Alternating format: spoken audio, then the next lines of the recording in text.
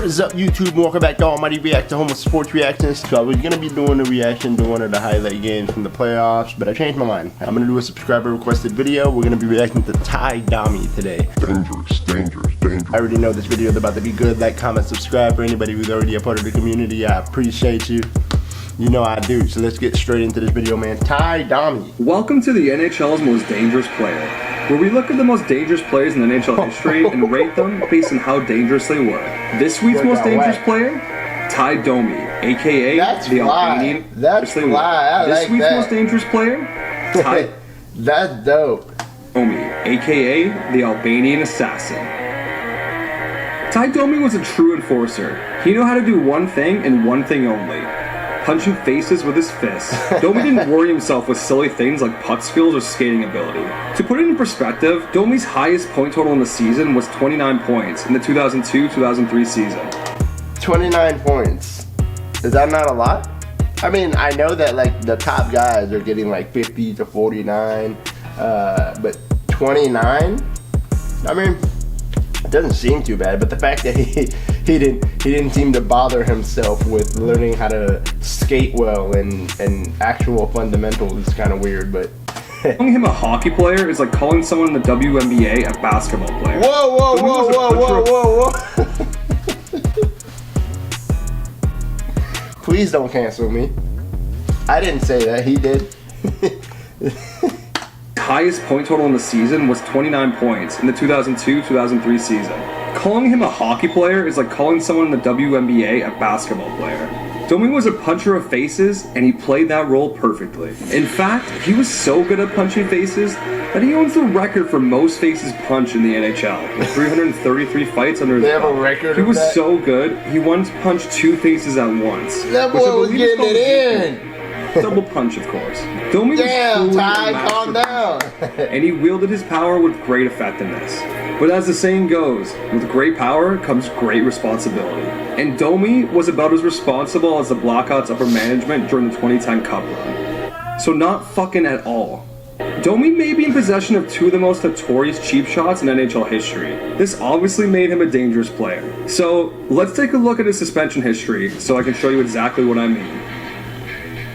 If there was a Mount Rushmore of cheap shots in the NHL, Domi's sucker punch of Ulf Samuelsson would be right up there. So Domi and Samuelsson get tangled up in the boards and skate to the front of the net where they jockey for position. Domi then throws a sucker punch that would cringe and knocks Samuelsson out cold. Domi was suspended 8 games for this cheap shot, and some people thought it should be more. That was a cheap shot for real, bro. You gotta drop the gloves, let him know what's up. Ulf Samuelsson is a piece of human trash. Just listen to the crowd. They actually boo when he gets up. That particular play was a brutal play, and it was a play that didn't take much courage by time. That should give you a good idea on how hated he was. Damn. To quote Don Cherry, Ulf's day will come, and somebody's gonna be the hero. And then Domi's left fist went all Enrique Iglesias. I can be your hero, baby. And knocked his ass.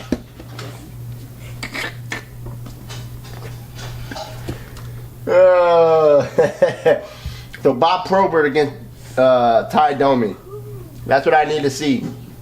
Bob Probert, Tie Domi. Actually, let's change that up. Brad Marchand, Tie Domi. That's what it reminds me of, Brad Marchand. So, kinda. Honestly, this might be in the Mount Rushmore of cheap shots too. This play is the very definition of a cheap shot. Niedermayer is just casually skating back up the ice, and Domi hits him with a flying elbow like he's... God damn, Domi! I remember watching this game as a kid, and nobody knew what the fuck was going on. Even announcer Harry Neal has no idea what happened. He says something along the lines of, "There's a Devils player who fell all by himself." There's a Devil player, I don't know who it is, who fell all by himself. Like, no, Harry, a motherfucker just got murdered. Only Scott Stevens knew what happened, because he was sitting in the penalty box. Watching him lose his shit is the scariest part about this whole video. I can only imagine what he's saying to Holik here. So they Probably thought he just fell by himself? "Oh my god, what a bitch. That was total social suicide. She could never show her face in this kind of school again." Tell her she's a cunt!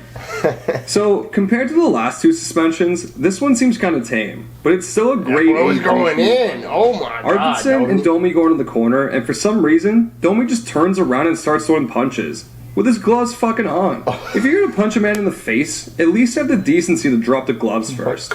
Domi was suspended 3 games for this dickbait shenaniganery, and deservedly so. I love this little bonus clip at the end of Alfredson trying to go axe murderer all over Domi's face. It's real good. He was about to whack his Domi ass. was suspended one more time for 2 games in 2004, but I cannot for the life of me find the footage of the suspension. Oh if anyone my knows God. what he was suspended for, please let me know in the comments.